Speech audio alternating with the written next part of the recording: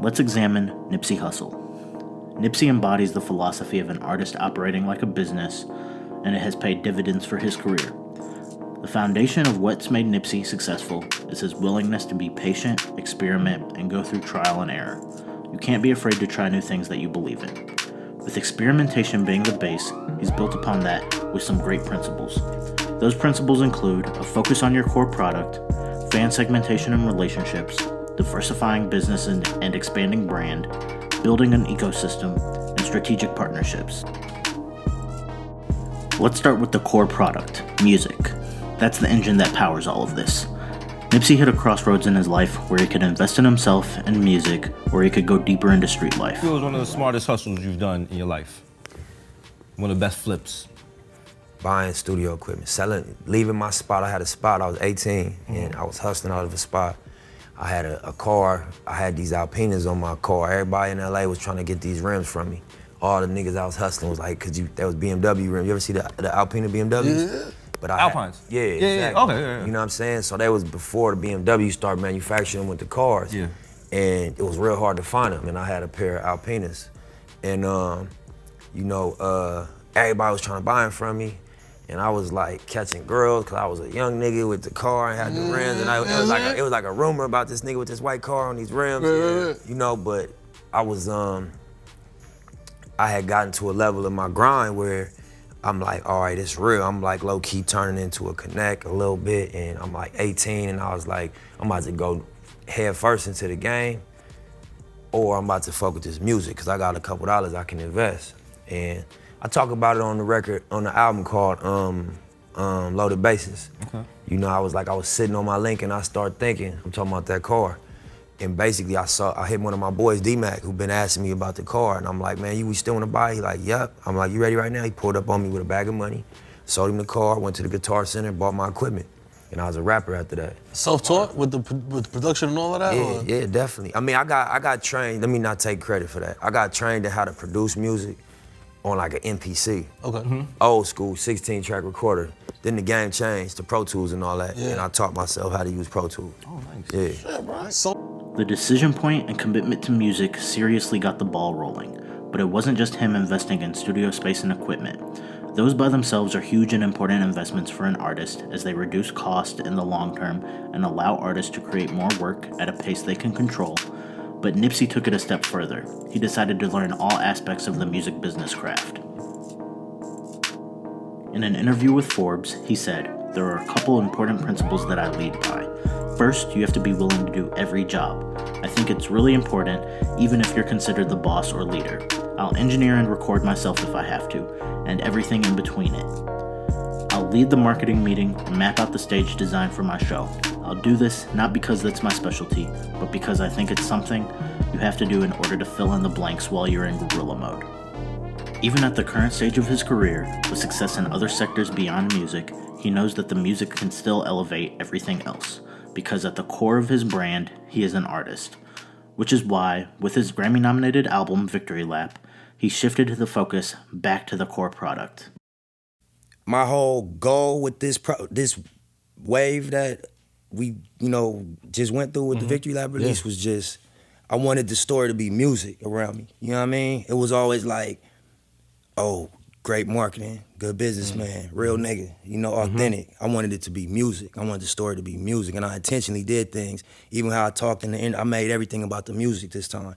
And so for it to be recognized the way it's being recognized, and for it to be a music moment, that's what I wanted. Not just a business act. You know what I'm saying? Obviously, that's the bottom line. At the end of the day, we hustlers, but we artists too. And I wanted this time around, I wanted to put all the attention on the music, However, he didn't chase perfection from the start. He trusted his ability and skill to progress to a point where he could craft an album that was Grammy-worthy. Listen as he explains how creating his best work was a building and learning process. I really went back and listened to my mixtape catalog, and I was just like, what did I do over the course of these 10 projects that got people into this music I'm making? The movement. Yeah. What happened? What did I do? And I just listened, and I'm like, what songs can I still listen to from 08, from 09, 010, and I could still listen to a few, not all of them, but I remember it kind of gave me some insight on, what I did right, and when I went into this project, I just was like, I want every line to be something that, you know, if we cut the music off, you know, it's solid. You know what I mean? It's not on. I want every song, every hook, every verse, every line. I just want it to be pure and just on the bullseye. And we had to do a lot of songs and take a lot of time, but what I thought was like, damn, if I'd have took 3 off of this mixtape, 2 off of this mixtape, 1 off of this one, 4 off of this one, I'd have had a timeless piece of work. And you know, that's what the fans are into you for, because they got all of them. And they probably made their playlists, you know what I mean? But if they'd have got it all on one project, that project would have been time. Commitment to learning all the creative elements allowed him to take control of his career, expand upon the quality of his music, and fulfill the vision as he saw fit. He did not want to be forced to rely upon others to keep the car running, but he also understood that working with specialists can get the car running more smoothly. Furthermore, even with success in multiple fields, knowing when to return to that core product, to double down, to put all that learning and experience into giving your fans what they want, and to go back to your roots and solidify them isn't backtracking. It's a necessary step for growth as an artist and a business person. As a creative, you should always be looking to invest in yourself and learn aspects of your craft so that you can have the ability and confidence to execute on new ideas others may not see the vision for yet, so you can be self-sustainable.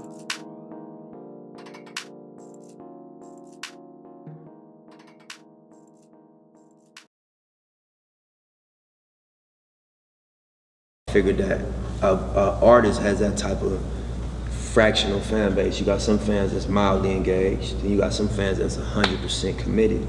So when you give a directive like, it's $100 for the album, you make it special, it come with a private invite-only concert.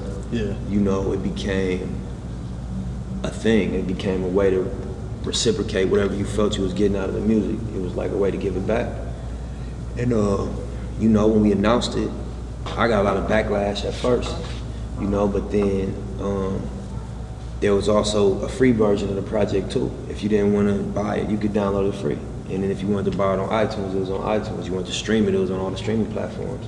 That's why the main phrase was proud to pay, but the tagline was just always by choice, never by force. And so, you know, Jay-Z reached out and he supported the campaign. He spent 100? Yeah, he bought 100 of them, spent 10 racks with us. It's cool. Yeah, and that set the media and just the narrative of the album on the tail.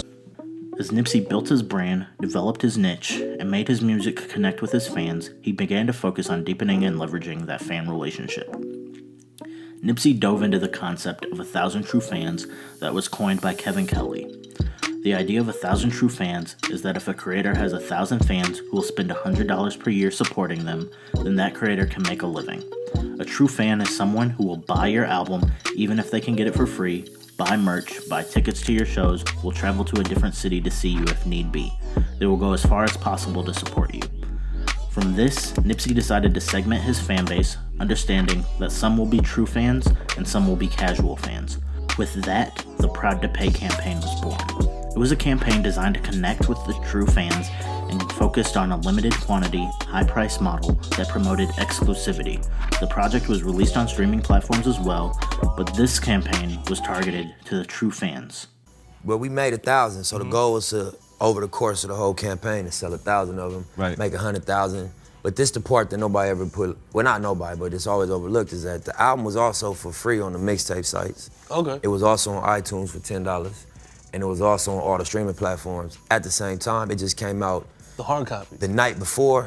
So it came out 8 a.m. on October 13th, I think. So the 12th, October 12th at midnight in LA. If you was a super Nip fan and you couldn't wait, you wanted to be the first ones to hear it in the car, you can come to the pop-up shop and pay $100 for the hard copy and get it early. So that was the original idea. And we sold all 1,000 that night. We had a line around the corner on Fairfax, and we sold the whole 1,000 that night. We put 100 to the side because Jay had reached out and said he wanted to get 100 of them.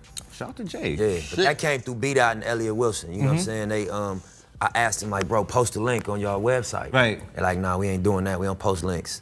And I'm like, damn, you know, but he's like, write something though. If you write something about why you selling it for 100, we'll put that up. So they put that up, and then Jay hit B-Dot or Elliot, I'm not sure who, but it was like, he wanted support, get the info. So then you doubled down with mailbox money. Yeah. For a G. Yup. So you was like, yo, I did it once. I'm gonna do this shit again. You know what it was? I was recording music, and it was like, what's gonna be the next campaign? You know what I'm saying? Right. And I had learned so much just off going direct to my fans. Because even after the LA release, we went on tour, and we had pop-up shops in every market where we sold CDs for $100. So imagine 50 cities we go to. We did one at Vinny's in Brooklyn, and it was like, you know, dope boys pulling up with 20,000 in their pocket, pulling out racks, like, let me get 10 of them, Nip. You know, I respect the grind. Yeah. So I just seen we kind of like struck a nerve. And I say that it was value floating over us, and we just got a pen and kind of like, you know what I'm saying? It was like a balloon full of value, and we just hit the balloon and it splashed down on us. So I didn't want to just divert from that approach and go back to a traditional approach. So I was like, you know, imagine if I made 10 times less amount of this product and charged 10 times more. What would that do? I was experimenting, you know what I'm saying, to see. And we sold about 60 of them, you know what I mean? And, you know, Do the math. Yeah, you know, and I still got relationships with all them people that we got a database of proud to pay fans, you know what I mean? And as I continue on, I might send them my rap book, or I might send them, you know, a signed copy of the album, or I might send something them extra. You know what I mean? Because I got their names, I know exactly who they are. Going back to craft, a great product, in this case the music, is the starting point to creating a true fan. But the most important aspect to doing that is to understand your fans on a psychological level. Psychographics are understanding what drives your fans' behavior, and being able to speak to that is what creates die-hard true fans. Nipsey understands what drives his fans. In an interview, he stated, "More than anything, people want to get out of their struggle. If you can lead them to the lake, they're going to listen. Once they see the game you're giving them is authentic and it works, they will follow you." This understanding of your fans allows you to cater to them in your products, marketing, and the experiences you give them. It gives you more freedom and control on what you do. With that, Nipsey explains his goal as the following. The goal would be, as a content creator, to create a piece of content that affects one person so much that they gotta go share it, and they become your marketing. They become the legs for what you're doing. Because if you focus and zero in, you can inspire a person to a degree that they work for the movement. That's not a night and day window. It's not when the check run out, they stop campaigning. They are inspired, and you planted something in them. They walk into a room. If there's 9 people that don't know about you, they feel like they got a dope opportunity to gain currency with 9 people by putting them on something dope. The highest human act to is inspire, he says. Money is a tool. It's the means, not the end. Inspiration is the metric that dictates whether or not a project is a success. It's more realistic than trying to aim for radio play or trying to satisfy an A&R or other gatekeepers on these platforms. I don't even know how to create with those things in mind. But if you tell me the goal is to inspire, that makes my job a lot easier. Fans who bought the Crenshaw mixtape during the Proud to Pay marketing campaign also received access to an exclusive concert, priority access to new material, and one-of-a-kind gifts like an old rap notebook or signed photos. What's special about Nipsey's Proud to Pay campaign is not just the exclusivity of the content, but the fact that he's selling the experience of buying an album, which has been lost in the digital age. In addition, he built a database so that he could individually reach out to each fan who bought the project. Nipsey understands the impact of that personal connection. He states, "As much as I believe in it, every time I get a transaction, I get a text on my phone, and I've been hitting them back. The feedback and the connection I have with these people help me understand the psychology of the person paying $1,000 for some songs that realistically you could download for free." In another interview, Nipsey stated, "It's time we acknowledge what we all know. The music is free. We shouldn't force people to buy it. What we should do is create different methods to monetize the connection." Nipsey also understands the importance of fan segmentation when making other decisions. Going back to the other half of fan segmentation that looks less at qualitative attributes like psychographics do, he also looks at quantitative fan data like demographics when planning his moves. Now, many artists are using quantitative fan data to plan tours. Nipsey is using it to plan where to open stores. He has said, "The goal is to have 10 retail spaces in my top 10 markets where we have the most traction, and then to be able to do what we did with Crenshaw, but in 10 different locations. Instead of doing pop-ups at clothing stores and shoe markets, we got a marathon retail network across the country or across the world. By understanding your fans at every level, from where they live, to how they spend their time, to what inspires them, it allows you to make better connections with them, gives you freedom to create, and allows you to make more profitable investments and decisions in your career. That ability to focus on your fans has boosted the strength of his career, and the extra money from that direct fan relationship has allowed for Nipsey to explore new brands and ventures. You don't go in one direction. Yeah. Always, it be ups and downs in any game. So when you're doing well and you got a surplus or overload of resources, instead of investing it all back into the same situation, take some of it and start something else up. You know, so that God forbid when this slow down, you know, this will keep you afloat. Yeah. And then when this slow down, this will be back revenue. Yeah. And also just being able to do music from a more pure perspective, because you're not relying on it solely for money. Right. You got other sources of income to where you could really be an artist and just make dope art. And that sometimes turns into the best product because it's not created under the necessity of I gotta make some money out of this music. You know, I read a Quincy Jones interview this morning. He was like, when you start making music for money, God walk out the room. A strong fan base and brand provide a foundation of success that leads to flexibility and freedom to take some risks. Nipsey has taken calculated business risks inside of music and entertainment and outside. All Money In, his label, Marathon Agency, his marketing company, Venture 90, the community center for entrepreneurs, a STEM program called Too Big to Fail, and the Marathon retail stores are a look at some of the ventures and brands Nipsey is involved in. Each of these ventures and new brands serve a different purpose but fit into Nipsey's overarching vision and brand, while also providing additional revenue streams and brand equity that allows for more control in his career. The marketing company was birthed after the success of his Proud to Pay campaign. The community center and STEM program was presented as an opportunity by his partner, David Gross, who understood Nipsey's core value of entrepreneurship. So while it wasn't a typical endeavor that would normally align with his core product, it does fit into his vision and values and became a way to positively impact the community that supported him. The biggest venture is the one that builds upon his core brand, the Marathon retail stores.